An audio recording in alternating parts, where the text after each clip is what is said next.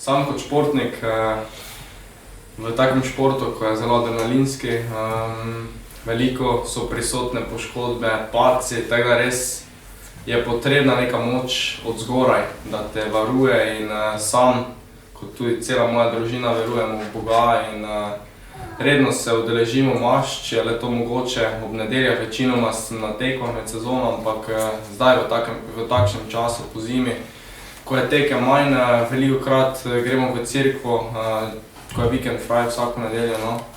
Tako da, če tako povem neke anekdote take, ki so se dogajale, res take stvari, na primer na tekmah sem padel, me je res bolelo in čez kako urico ali pa naslednji dan dejansko nisem nič čutil, tako da res se dogajajo čudeži, če verjameš v to. Sam se tudi pred vsako tekmo, pred vsakim treningom prekrižam, zmolim, se pogovarjam z Bogom, z Jezusom in res verujem v to, ker res pač mi dokazuje, da obstaja in je med nami. Za mene Božič je